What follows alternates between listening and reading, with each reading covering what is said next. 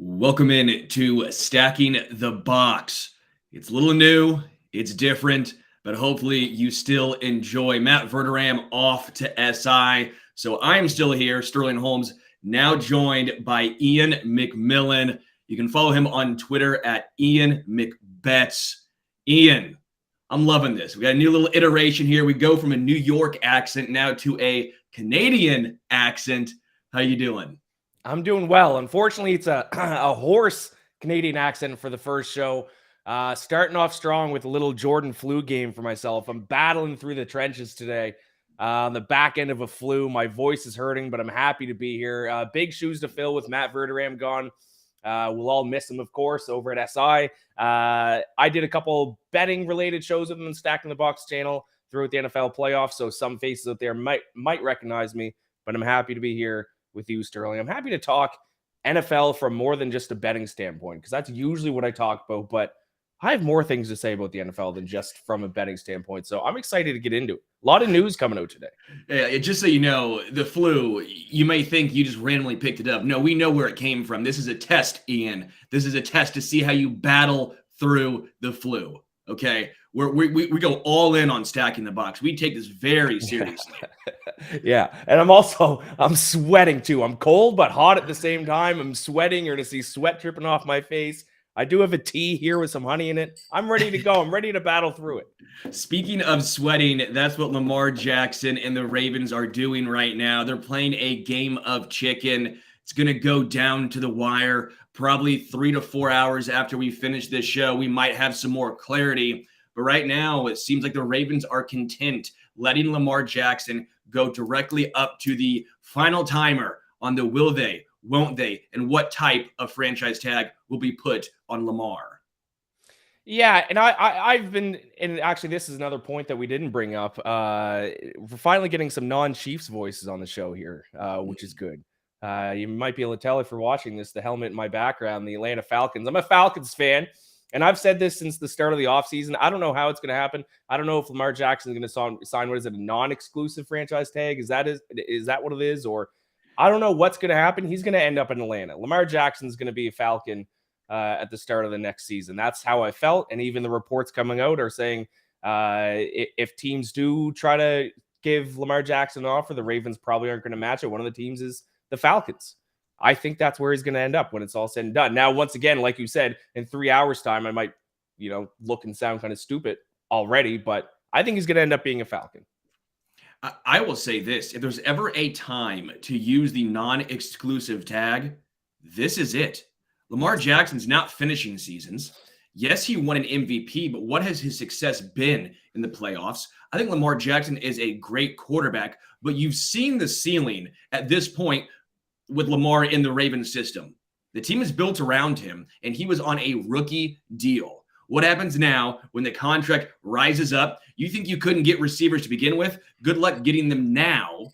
Right. I think if there's ever a time to place the non-exclusive tag, this is it. The Ravens would then return 2 first-round draft picks to them. Yes, throw the non-exclusive on him. Let another team go up and bid and take him away from you, and then you end up with 2 first-round draft picks. That's the move to me.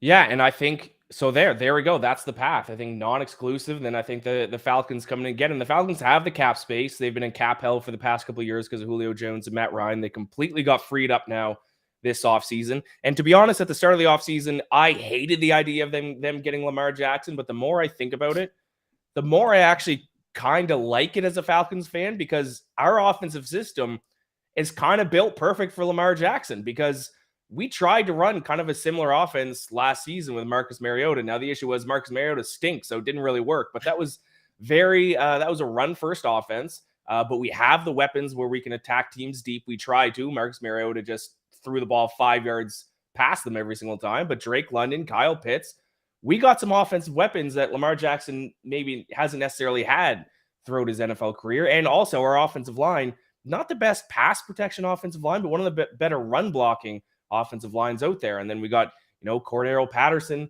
in the mix, Tyler Algier, one of the better underrated rookies. I believe he got 1,000 yards rushing this past season.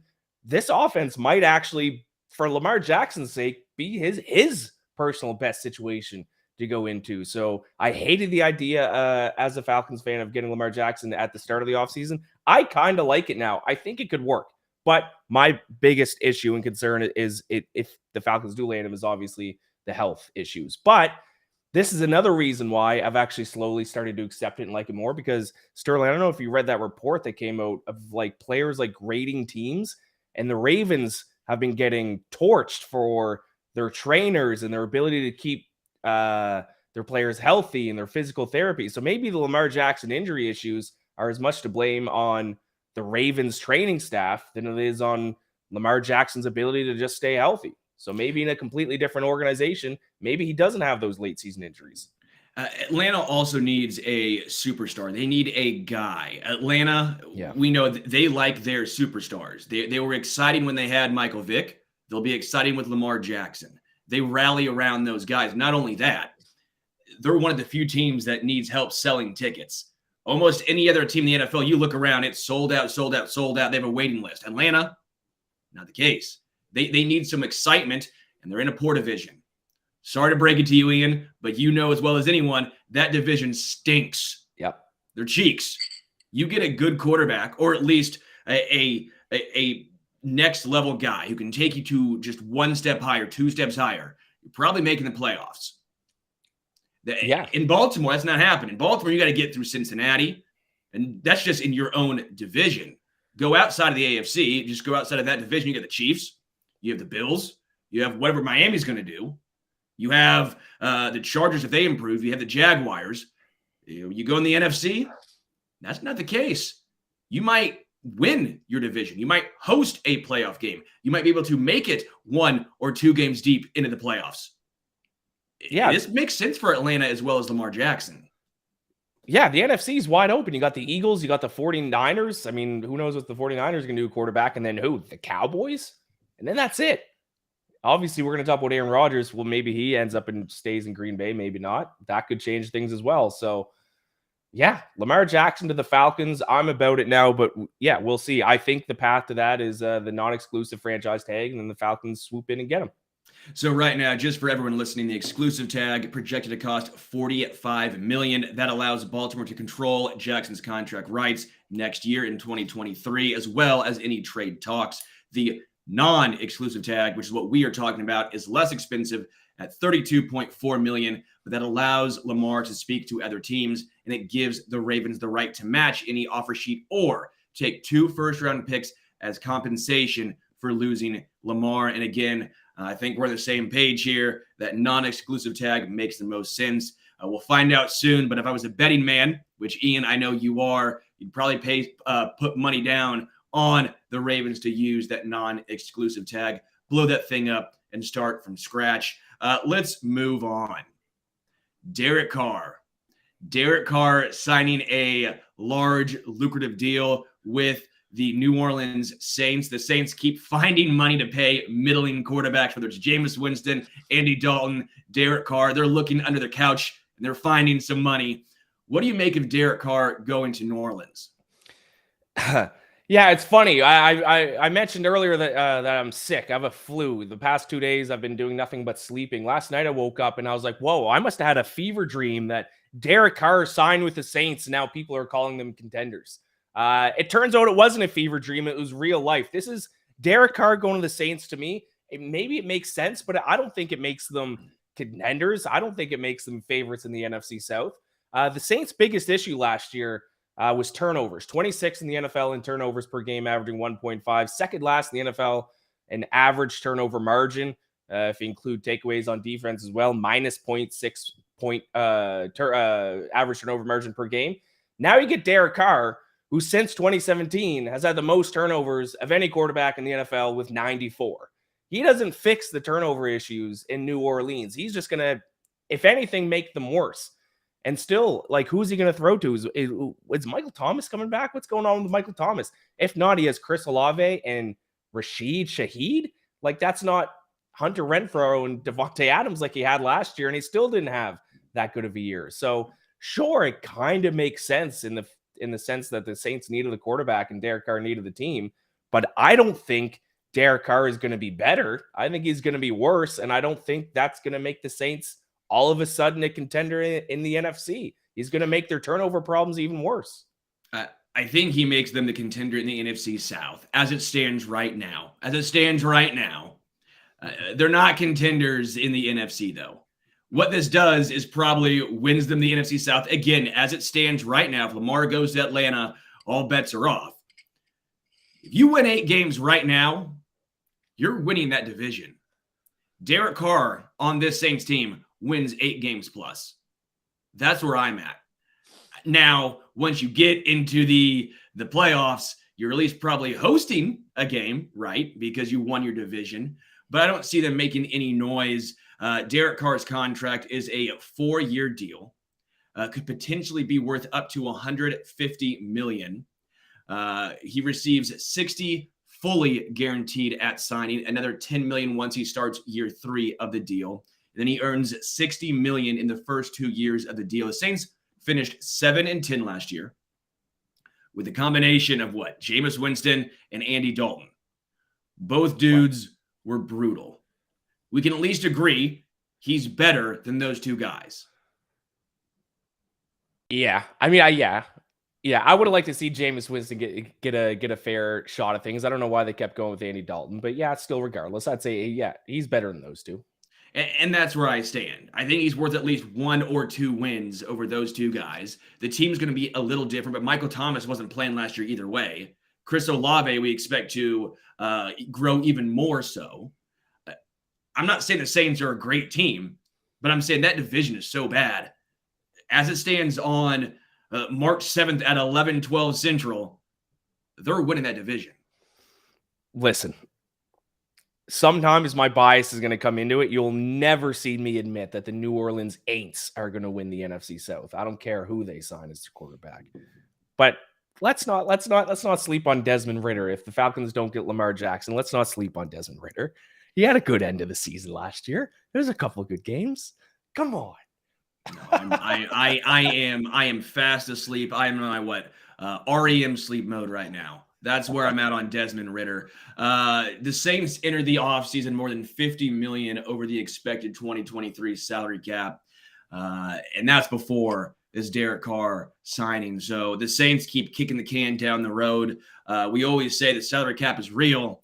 The folks that say the salary cap isn't real, well, they just keep pointing to the New Orleans Saints because they keep finding ways because they're, Jameis, Andy Dalton, Derek Carr. By the way, Taysom Hill, not a quarterback, but still paying him close to QB money. It's insane the amount the Saints are over the cap. I don't know how they keep doing this. It's not going to look good in the future. It's kind of why Sean Payton left.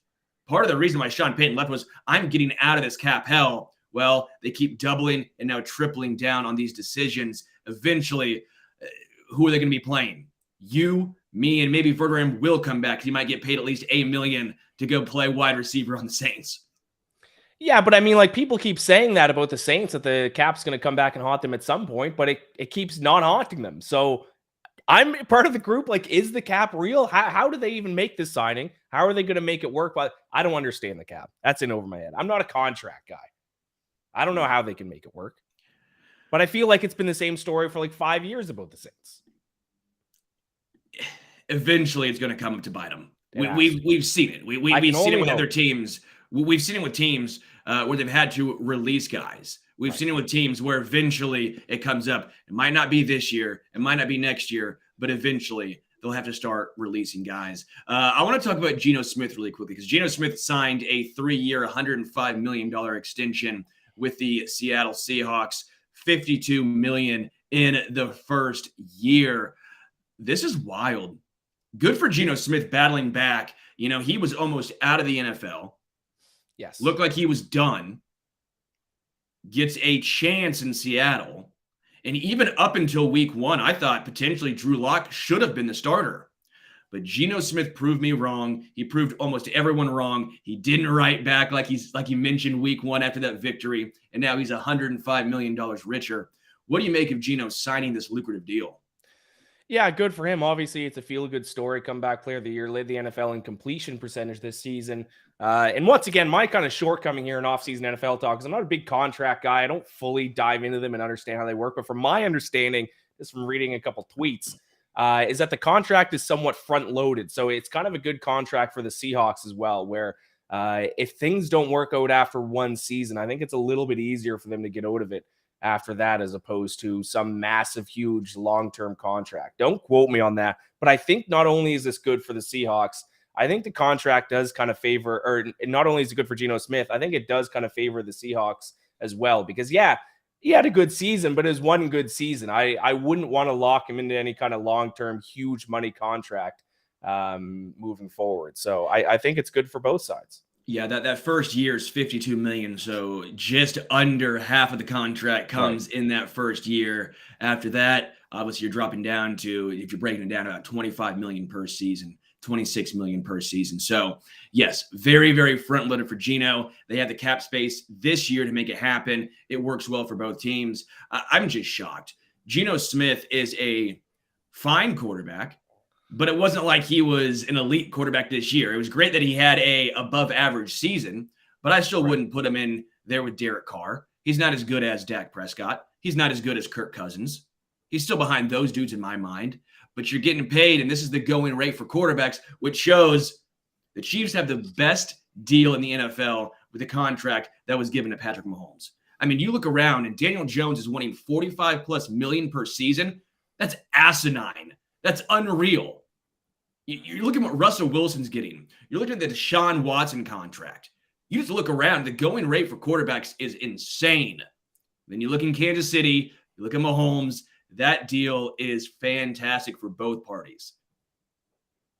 I just laugh because I know this podcast before with Matt Verderam, and now me talking to you. It's a big Chiefs love fest. Now I'm going to turn heel, and I know there's a lot of Chiefs fans that probably watch the show. It's not a love fest, but it's true.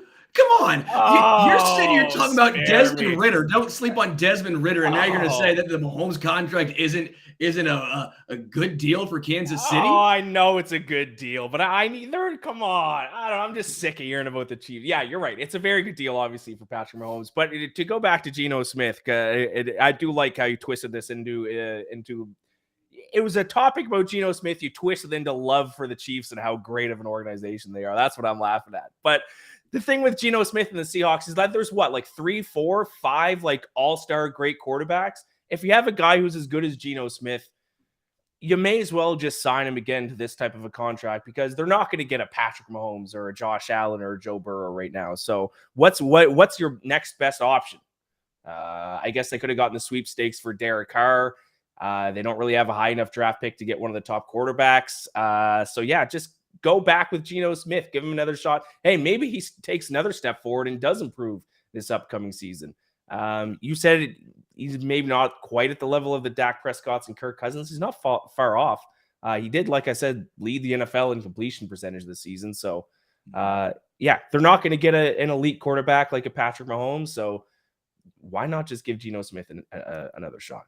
One concern was down the stretch, turnovers became an issue as he threw 7 of his 11 interceptions over the final 7 games of the year. Yes. He did admit he was trying to do too much, but that would be slightly concerning if he was coming back down to earth. Yes. Yeah, that's a fair point. Yeah. Let's move on, look at into the future, because I want to talk about this. Do the Saints make the playoffs with Derek Carr? And if you say yes, do they win a playoff game during his tenure there? We'll just go with the current contract of 4 years, all right? So basically 4 years of Derek Carr. 1, do they make the playoffs? 2, if so, do they win a playoff game with him there? No, they don't make the playoffs, and no, they don't obviously win a playoff game if that's the case. I talked about it before when we talked about Derek Carr. The Saints' biggest issues was turnovers this year, and now they got the quarterback that gives up the ball the most amongst all NFL quarterbacks dating back to 2017. He does not fix that issue. He makes that issue worse.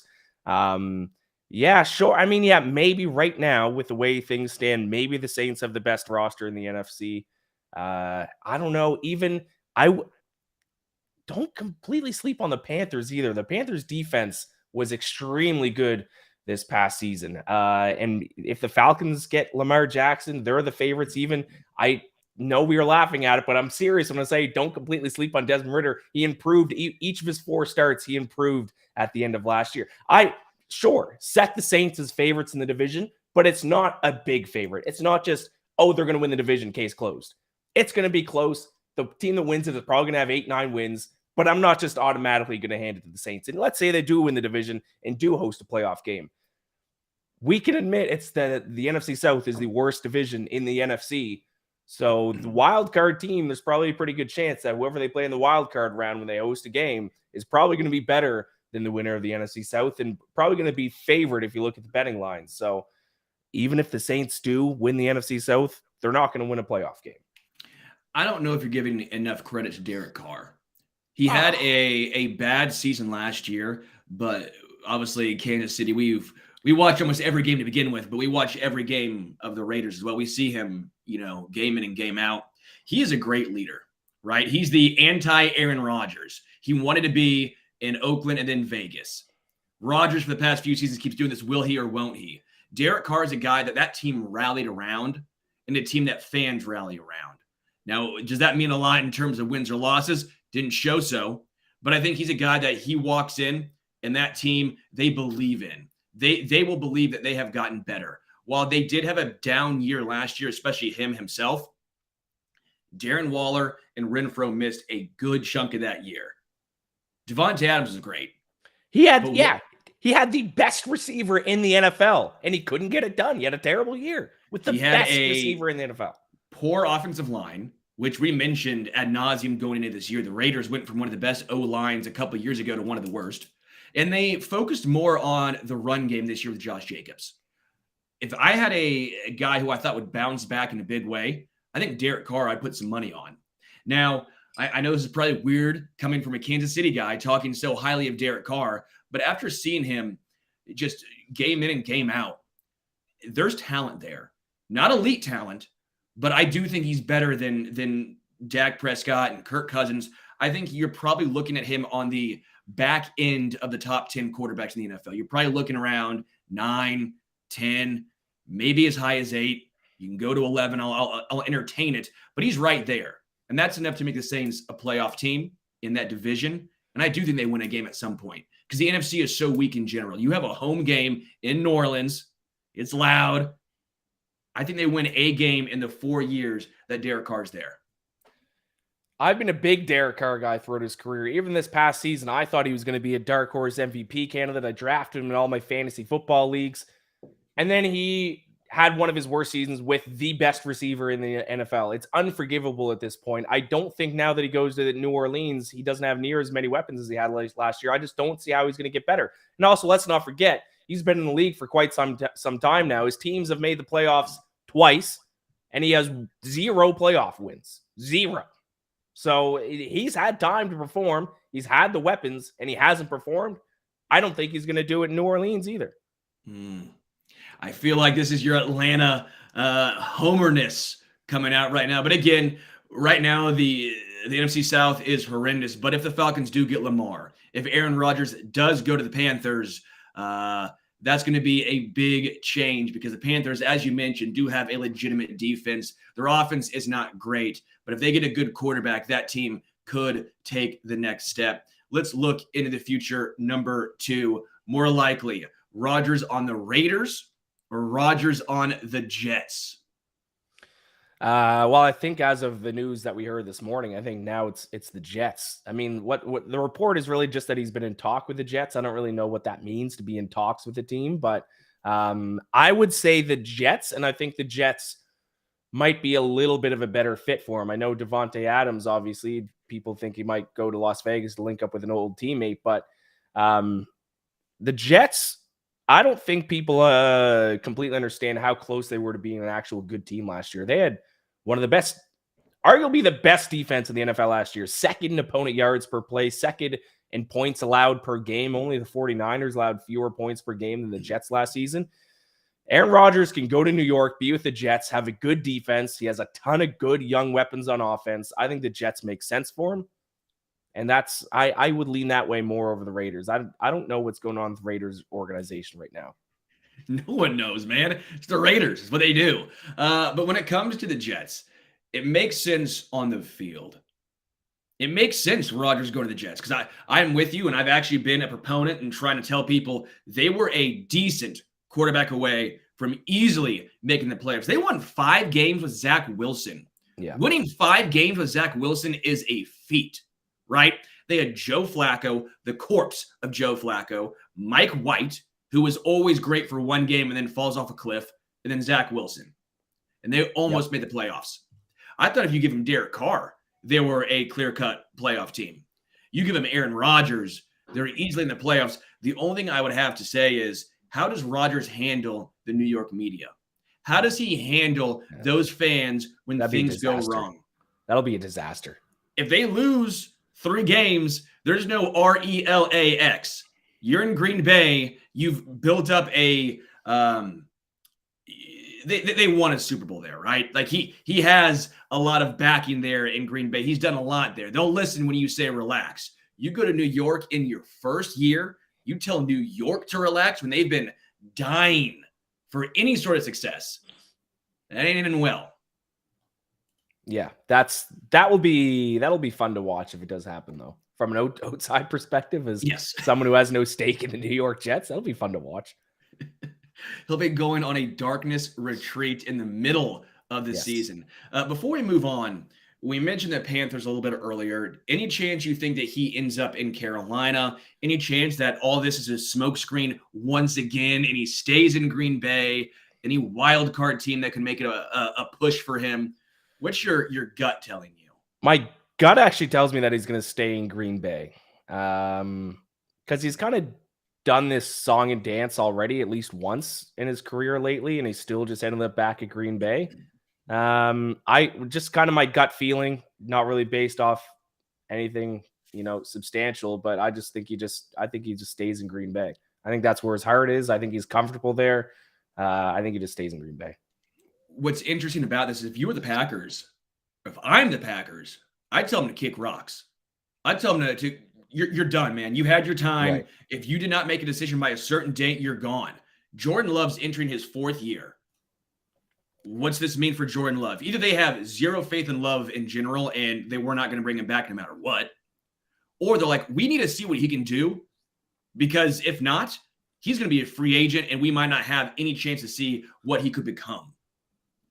This is a tough decision for the Packers. If I'm the Packers, I say I'm walking. He didn't get it done. You missed the playoffs with him this year. He played in all games. I don't see them all of a sudden having a better team this year. Do you? I don't see the Packers all of a sudden saying, oh, yeah, we're bringing in some big-name free agents along with Aaron Rodgers, and we're making the playoffs this year. I don't see that happening. Yes, that division's not great, and the Vikings should take a step back realistically based on the underlying numbers, but the Packers aren't a good team. They just aren't. With Rodgers or without him, if I'm the Packers, I'm telling them, you're gone, man. I'm done with this. You keep bleeping us around. We're out. I think logically that makes sense, but I think that's tougher to do, because if you do give up on Rodgers and say, listen, we're done with you, it's time to move on, then you're admitting that you're rebuilding, that you have to scrap everything and start from scratch, which is a hard thing to do and a hard thing to admit. Where if you keep Aaron Rodgers, it's like, all right, I mean, we still have Aaron Rodgers. We can make a run at this. Maybe we can make things work. So I think it's easier said than done to just say goodbye to, what is he, a 3-time MVP, and then just admit that, okay, we're going to stink. Now let's start from scratch. It's a little hard to do that. While, yes, it's probably the logical right thing to do, it's easier said than done. 100% it is. But sometimes you have to do that. If you want a NBA comparison, the Sixers for so many years kept finishing up as the 5 seed, the 6 seed, the 7 seed, but they were making no noise. And this is with Andre Iguodala as their centerpiece, right? Eventually they said, we're blowing this team up and we're starting from scratch. Now you can always make the case that what have they won since then? What has the TTP years done, right? And now they finish in 3rd place and still get nothing. Sure, but the point is it's a more exciting team and you have higher upside. Yeah. You were never going to win with Andre Iguodala as your superstar at that point. Right. I don't think at this point you're ever going to win again with Aaron Rodgers as your centerpiece, as the focal piece on this current iteration of Green Bay. At some point, you have to make the hard decision to blow it up. And I think this is the time, this is the year to blow it up in Green Bay. Let's look into the future. Number 3, scale of 1 to 10. How confident are you the Chiefs sign Orlando Brown Jr. to an extension? came out that they were not going to franchise tag him. Leaves a lot of questions. What's going to happen with Orlando Brown Jr.? So what's your confidence level here? Yeah, you're the Chiefs guy. I'll let you take the lead for the most part on this one. I would say 5 because just because we saw that the Chiefs aren't scared to walk away from all-star players. They did it already with Tyreek Hill. So just kind of based on that history, then maybe I'm at a 5, but you would know more about me than this, so I'll let you take it away. What are your thoughts? So with Orlando Brown Jr., the reason why I wanted to put this, not just because of Chiefs' situation, but because this is a big deal. He's right now the best left tackle, or would be the best left tackle on the free agent market, okay? Yep. The reason why I think he's back, I think this was a deal done in good faith from Kansas City. So on a scale of 1 to 10, I think it's 7. I don't think he's for sure back, right? I don't think he's for sure back. But I think there was a situation where they knew he was not going to be happy. He was not going to do this on the franchise tag. We're gonna offer you a contract in good faith. If you want to see what other teams offer you, go right ahead. But they might know his market is not going to be as high as Orlando Brown Jr. and his camp thinks it's going to be. Now, a team could come out of nowhere who has a lot of money, a team like Chicago, former Chiefs relation with Ryan Poles as the GM, say, we have a lot of money. We want to protect Fields. We'll give you a way more money than the Chiefs or any other teams we're going to offer. That could happen. But does Orlando Brown Jr. want to go to Chicago on a bad team after you just tasted success? That's interesting. He does seem to be a little bit about his money, but this is where the Chiefs situation comes into play here. Here are the list of free agents in 2023 for left tackle. Orlando Brown Jr., Taylor Lewan, Eric Fisher, Kelvin Beachum, Jason Peters, Dakota Dozier. Is that a good list to you? It's not a great list. No, it's a horrible list. Taylor Lewan might be the best of those guys, and he's been injured the past 3 seasons. Yeah. You're going to trust a dude who's been injured the past 3 years to all of a sudden take over? Well, I'm not. You trust in 41-year-old Jason Peters? What about Eric Fisher, who's also been perpetually injured? Went to Miami last year. What happened? Got hurt again. There's no good answer. You think you're going to draft a guy at 31 and he's going to make an immediate impact at left tackle, a week 1, game 1 starter? Probably not. No. Probably not, right? The Chiefs are between a rock and a hard place right now. You're playing hardball, if you will, with Orlando Brown Jr., saying, we're not going to bring you back. And I am, for one, saying you don't pay the guy elite money. You don't pay him Trent Williams money just because he feels like he wants it. Sure, I want that money too. I'm not going to get it. But you are stuck between a rock and a hard place, and the Chiefs have to have a contingency plan in place. I don't know what it is. I don't think it's going to be some splashy move for Laramie Tunsil. Then you're doubling down basically the same decision you made with Orlando Brown Jr. I don't know what happens here. What do you think? Best case scenario, what happens? I mean, they got to bring him back. You got to protect Patrick Mahomes. You got to protect the biggest asset, not only on the team, the biggest asset in the NFL. I say pay up. I think Orlando Brown Jr., I think money is important for him. I don't buy into. I think there's very few players that will take a pay cut to stay on a winning team. I think that's a myth about most NFL players, because that's what NFL players say. They say they want to win. I don't think that's the case for most of them. They want as much money as possible. If the Chiefs got to pay up, I think Tyreek Hill is a guy last year that they could afford to replace with other pieces. You can make good receivers good with Patrick Mahomes, or you can make average receivers good with Patrick Mahomes. You can't make average offensive linemen good with Patrick Mahomes. You got to pay up. Well, I think Orlando Brown Jr. might find out the hard way. How good is he really at left tackle? Because you look at Mahomes, you look at the pressures given up. Obviously, the pressure numbers are going to be high. They drop back more than any other team in the NFL, but the percentage rate wasn't great as well for Orlando Brown Jr. The sack numbers are fine because Mahomes is a magician back there. He gets out of sacks. He throws the ball away early. He extends plays. He's very pocket aware, and he moves the pocket a lot. The Chiefs also gave Orlando Brown Jr. a lot of help last year. You don't see elite left tackles getting a lot of help and then getting paid like an elite left tackle.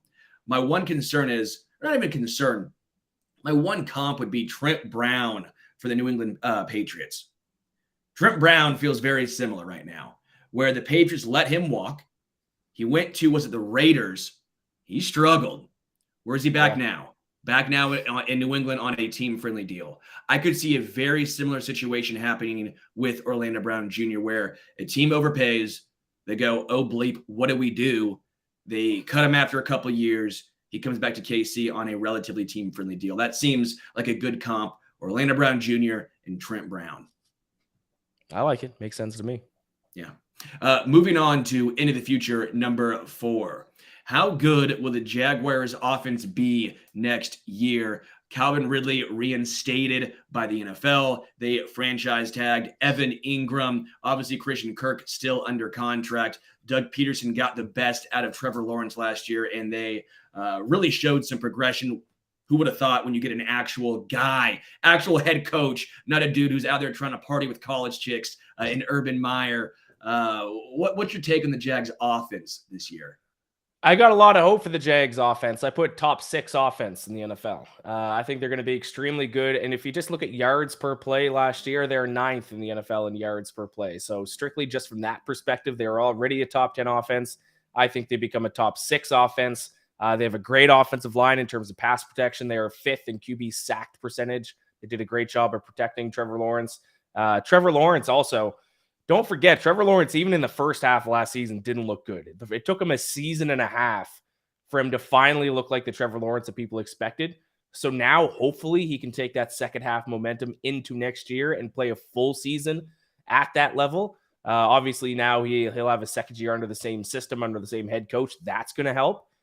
They have a lot of things going in their direction, in their favor, that I think is going to boost them up to, I say, a top 6 offense. Now, I will say, Calvin Ridley. A lot of people are very excited for Calvin Ridley, rightfully so. Very talented, skilled wide receiver. People forget about Calvin Ridley, which I would say is something they need to keep an eye on and something you might want to be concerned about. Is people forget this happened because the whole gambling thing that resulted in his suspension. But before that happened, he just stopped playing for the Falcons, and it never really came out exactly why.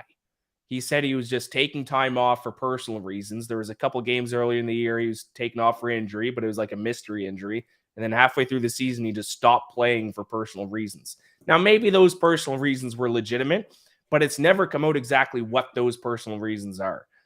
So that does bring a question mark to me that if things don't start going right in Jacksonville, maybe they get off to a slow start. Is Calvin Ridley going to keep playing? Is he going to is he going to be a leader in that locker room, or is he going to fold like he did in Atlanta? Once again, I do want to say the caveat. Maybe it was very real, legitimate personal issues, but I don't know. All I know is he stopped playing for Atlanta well before the whole gambling story came out.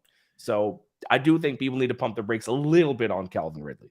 Yeah, and that's a good point because you are obviously an Atlanta guy. You know more than us. That was a weird situation that somewhat got swept under the rug, as you mentioned, because of the betting issue. Also, a dude playing or being off an entire year. That's tough. Like, Yes. It's not just as simple as you're coming back and you're now fully ready to go. I know it wasn't injury related, but still a full season off is a lot of games to miss. That's a lot of time off. Will the game be too fast for him now? I had the Jaguars as top 8. And I think top 6, I wanted to get there. But when I said top 8, I have the Bills, Chiefs, Bengals, Eagles. Those 4 for sure, right? Would you agree with those 4? Yes. I think those 4, I don't think many people can question those 4. Okay. Now we get into, do you think the Miami Dolphins, if Tua Tagovailoa is back and healthy, do you think the Miami Dolphins, who had a really good offense last year when he was there, do you think they would be above the Jags? Yeah, I think they're 5 and then Jaguars 6. And then Jags. So that was my first 5 right there. I had the Chargers,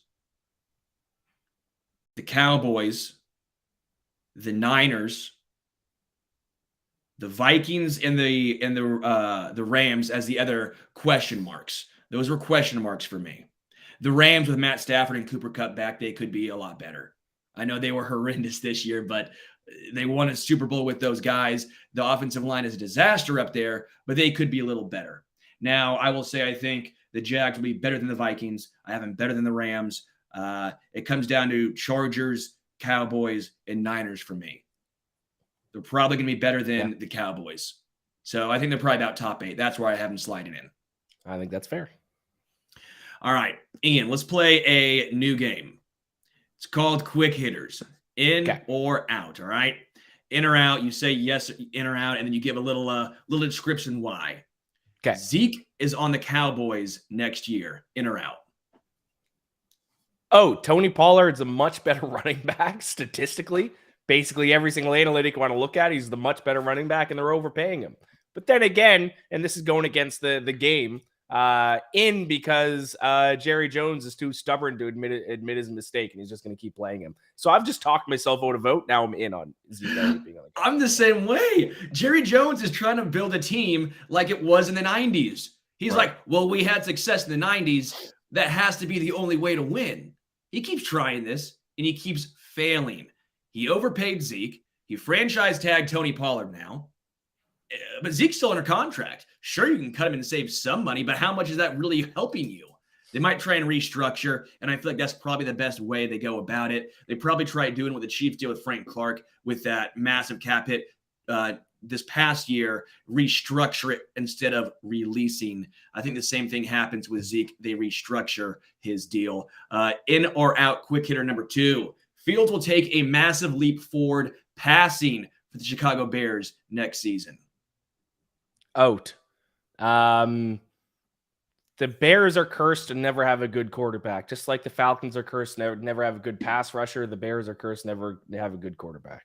I just don't see. I don't see what they're going to do to lead to Justin Fields taking a step forward. I'm also out. I want to believe in Justin Fields. He was actually better than I thought he was going to be this past season. But when you watch the games, he's a great runner, but I just don't see it. I just don't see him taking the next step. They tried bringing in some more receivers. That's always been a knock against the Bears and Justin Fields, and his progression was, sure, but he's not throwing to anyone.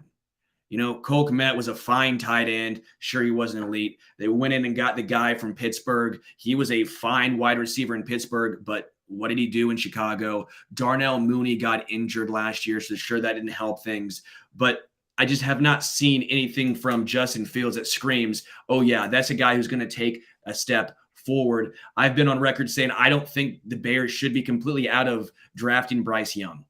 If you think your ceiling with Justin Fields is barely making the playoffs, but you think your ceiling with Bryce Young is much higher, you have to go with the higher ceiling. I know it's going to be unpopular. I know it's not fun. I know it's one of those situations where you have not seen enough from Justin Fields to get a good understanding.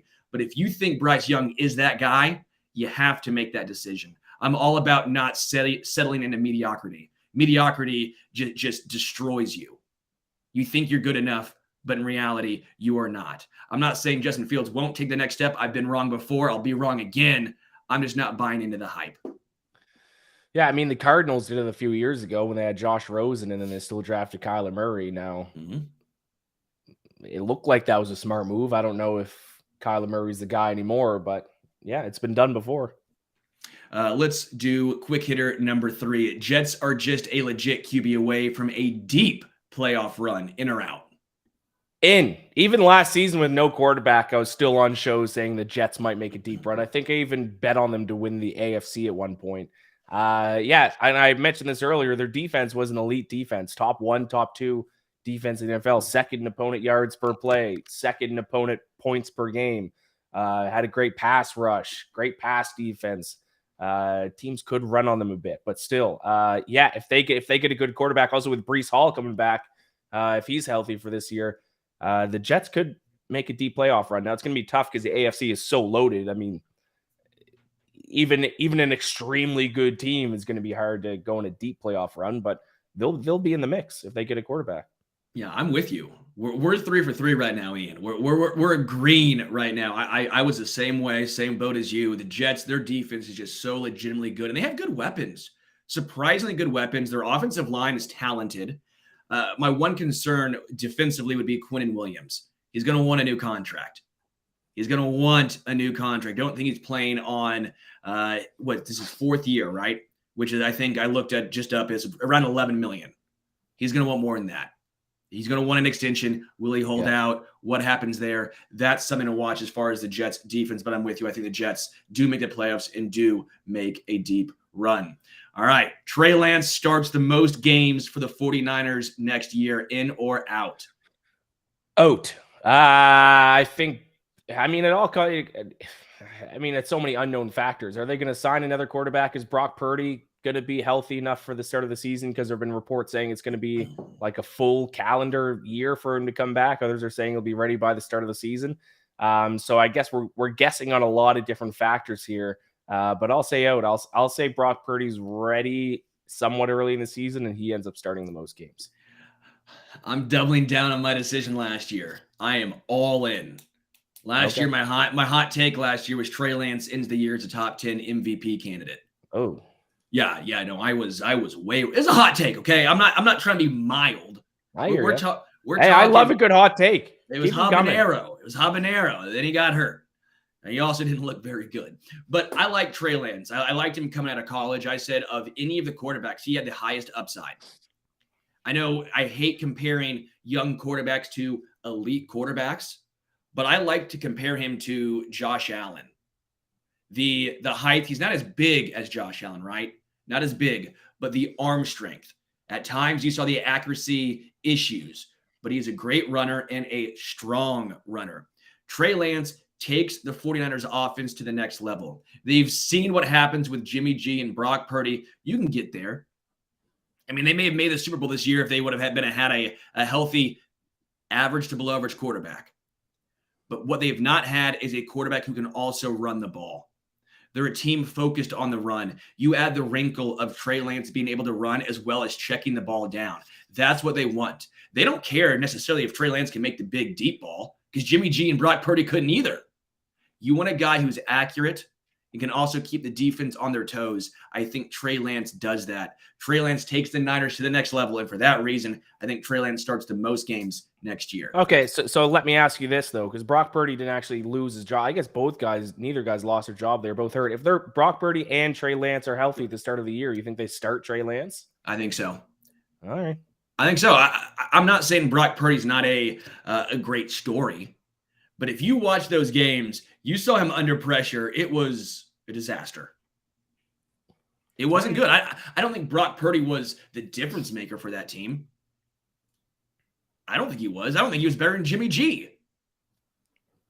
Again, I think I don't feel strongly one way or the other. So I feel strongly. I'm a huge Trey Lance guy, and I will die on this hill. I don't know. Are you a baseball guy at all? I'm a baseball guy. Do you know Alberto Mondesi? I do not. He was a Royals guy. He was always known for having the highest upside, just insane upside, but perpetually got hurt.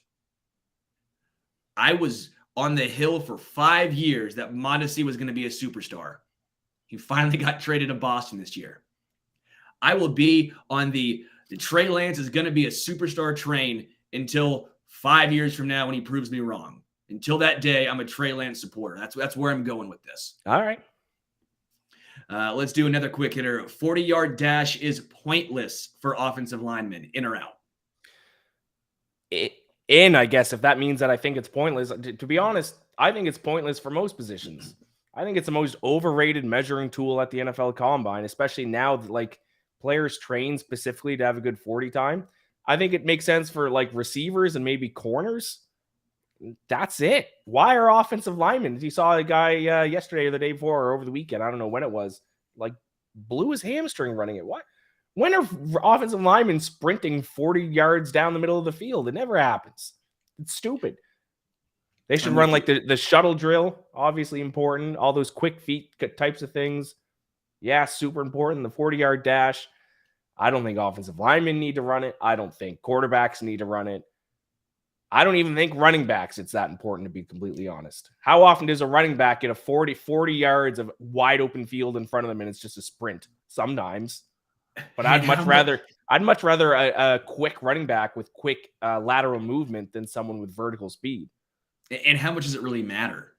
How much is that 4.5 compared to 4.4 going to make that much of a difference? I'm with you. I know folks try to point out that, when you're blocking downfield, when you throw an interception, you're trying to get the cornerback, right? Is that worth it? Is that the one time a year? Like, I'm out on that. I'm with you. 40-yard dash to me is the most overrated combine event. It's fun to watch, though. You can't tell me that general managers, when they're like deciding between two offensive linemen to draft like on draft day, and they're like, these two guys are pretty close. Oh, but this guy ran 0.5 second or 0.05 second 40-yard dash. Let's go with this guy instead. There's no way. I will also point out Deontay Johnson, pretty fast in the NFL, right? You would say Deontay Johnson, fast dude? Yeah. For the Steelers? Yeah. Very quick, right? 4.5. 4.5. Yeah. Which is not 40-yard. It's not fast. No. If you look at the 40-yard dash, I'm not fast, but he's fast in action. John Ross, 4.22. Darius Hayward-Bay, he ran something insane. 40-yard dash is fun to watch. It's entertaining, but I don't see the point. I just don't see it. I agree. All right, Ian, this one's for you, okay? We always made fun of Verderame for being from New York. It was great. We got everyone to believe that it was an actual Boston accent because that just drove him insane. But since you are Canadian, you have a slight accent, okay? There's no ifs, ands, or buts around it. I'm sure you think I have a stupid accent being from Kansas City from the Midwest. I'm sure you think I sound like a buffoon. But I want to know something. Hey, don't shake your head. Don't give me a little, come on. Listen, I realize I have an accent, and here's one thing I'll say about Canadian accents, not to go on a little side tangent here. But people always say the Canadian accent. There's several accents in Canada. People who are from Ontario in Canada, like Toronto, like the big province, the big area, they think my accent's insane because I'm actually from the East Coast. I have an East Coast Canadian accent. So there are several different types of Canadian accents, and mine is one of the stronger types would be East Coast Canadian accent. My Nova Scotian accent specifically, because you could even go East Coast and say a Nova Scotia accent's different from a Newfoundland accent, different from a Prince Edward Island accent, different from a New Brunswick accent. So there are a lot of different Canadian accents. Mine is specifically a Nova Scotian accent. Well, it's fair because you would say the same thing in the United States. New York, Boston. Right. You keep going on the East Coast, it gets a little South Carolina. You start getting the draws coming out. It's the same way. But we don't know as much. Come on. We're not going to pretend to know as much here in the Midwest about Canadian accents. Does milk actually come from a bag in Canada? I've always wanted to know this. It does exist, yes. It's not the only way to buy milk. Growing up, it's usually like if you have a family, it's cheaper to buy milk in a bag. But yeah, it does come in bags. So families have like at their home like a milk bag holder and it has a handle on it. And usually buy bags of milk in packs of 3, and you put the bag of milk into the holder, and then you like cut the tip of it, and you just pour it just like you normally would. That's how I drink milk growing up. I never thought it was strange until I moved here, and all of a sudden, like Americans have they think it's hilarious that bagged milk exists in Canada. It does exist. It's wild to me. It just blows my mind. That and gravy on fries. That seems like a good decision, though. Poutine seems like a good cheese curds, gravy, and fries. I see Luttrell in the chat says, I need to hear Iain say Timu. Why Timu? Timu Solani, the hockey player? I don't know. You'll have to explain that one. Shout out Timu Solani, though. That's over my head. That's over my head right now. All right, what's going on with you? So we do a thing where what's going on? We do something that's coming up in our week, what just happened in our week, something fun. What's going on with Iain MacMillan? I live in New York. I will likely be going to, because obviously it's college basketball season. I know this is an NFL show, a football show. It's college basketball conference tournament season. The Big East tournament is here at Madison Square Garden. As long as I'm not still sick by Friday, I'll be there for the 2 semifinal games Friday night. I'm very excited for that. I love college basketball. It's a great time of year for college basketball with March Madness coming up. So yeah, that is what I got going on. I'm gonna go watch some Big East college basketball action. Loved watching Big East college basketball growing up. I'm a Mizzou guy as I'm rocking the Shakespeare's Pizza shirt. Mizzou got the 4th seed in the SEC, turning some head. Dennis Gates has this program turned around. But I'm going to Chicago, heading to Chicago with my girlfriend Thursday through Sunday. We're going to go see a concert at a dive bar. It's a small band called Winston Surfshirt. They're from Australia, and it's their first tour in the United States, I should say. I don't know if it's their first time. That'd be a pretty bold statement from me. First tour in the United States. So we're heading up there, and I'm really looking forward to it. Fun. Are you a big concert goer? Oh, huge concert guy. I'm actually going up to Chicago in May to see Blink-182 with Vertigo. Oh, yeah. Oh, join jealous. us, dude. Blink-182. Blink-182 is a soundtrack to my adolescence, man. I love Blink-182. How old are you? 30. Okay, I'm 28. 28. So we're close. There you go. We're close. See, Luttrell, we love Luttrell here. He's a very nice dude. He says, I'm a Mizzou fan, except for when it comes to Nick Bolton. I hate the guy. I love Nick Bolton. It became an ongoing joke about how I don't like the linebacker Nick Bolton. I love Nick Bolton. I will support Nick Bolton with my whole entire heart. Any Mizzou player, I support Drew Lock with my whole entire heart. Blaine Gabbert, Chase Daniel, okay? Alden Smith, I don't know. He did some things that I don't think I can get behind. Justin Smith, though, I sure can. Before we get out of here, since you are an Atlanta Falcon guy, edge rusher Lorenzo Carter re-signed to the Falcons on a 2-year deal. Is this a big get for Atlanta? No. That does nothing for me. No, that's not going to get me going. That's not going to get me up in the morning. That's not getting you up. Not No. that one. He had 4 sacks last year. Oh, 4 sacks. Listen, like I said earlier, the Bears are cursed, never get a quarterback. We're cursed, never get a pass rusher. It's never going to happen. I don't care who we sign. I don't care who we draft. We had Vic Beasley 1 year had a decent season, then he stunk. We just can't get a pass rusher. It's not going to happen. Oh, that's what I wanted. No, it's not Lamar Jackson signing with Atlanta like you were hoping. Lorenzo Carter, baby. Lorenzo Carter. Don't care. Iain MacMillan. Follow him on Twitter at IainMcBets. I am Sterling Holmes. Thank you guys so much for listening. If you want to drop us a review, we'd really appreciate Apple or wherever you listen to your podcast. We'll be back next Tuesday. Until then, we are out.